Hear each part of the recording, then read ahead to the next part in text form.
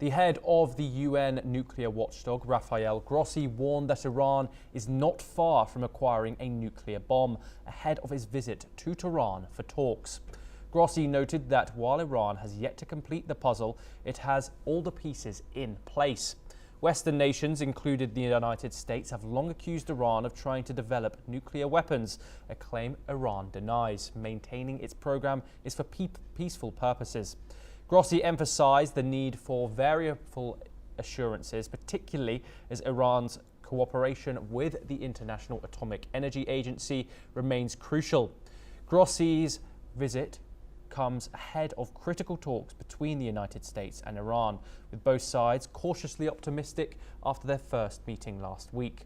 However, Iran's uranium enrichment remains a key point of contention, with Iran asserting that this issue is non-negotiable. After nearly 15 years of diplomatic silence, Bangladesh and Pakistan are back at the negotiating table. Pakistan's Foreign Ministry, Amna Balok, is in Dhaka for the long-awaited Foreign Office consultations, marking a major thaw in bilateral ties. The talks are being held at the Padma State Guest House. Pakistan is rushing to expand its textile and cotton exports to Bangladesh and is eyeing direct air connectivity, with 2 airlines applying to operate flights between the 2 countries. Officials also discuss potential trade routes linking Bangladesh to Afghanistan and Iran via Pakistan. This visit sets the stage for a high-profile trip later this month, as Pakistan's Deputy Prime Minister and Foreign Minister Ishaq Dar is expected in Dhaka for the first visit by a Pakistani foreign minister in over a decade. French President Emmanuel Macron will meet US Secretary of State Marco Rubio and Envoy Steve Witkoff in Paris today. The visit follows recent meetings between Witkoff and Russian President Vladimir Putin amid efforts to end the war in Ukraine. President Donald Trump's push for a ceasefire has yet to deliver as deadly Russian strikes continue in Ukrainian cities. France is leading calls for a unified European approach to support Ukraine and plan for post-war recovery.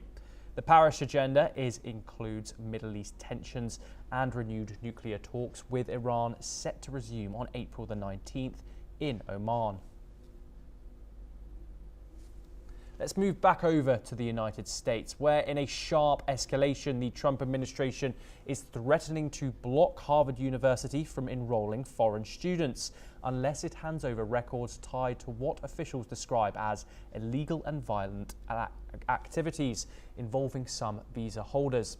Homeland Security Secretary Kristi Noem delivered the ultimatum, warning that failure to comply by April the 30th could cost the university its ability to admit international students.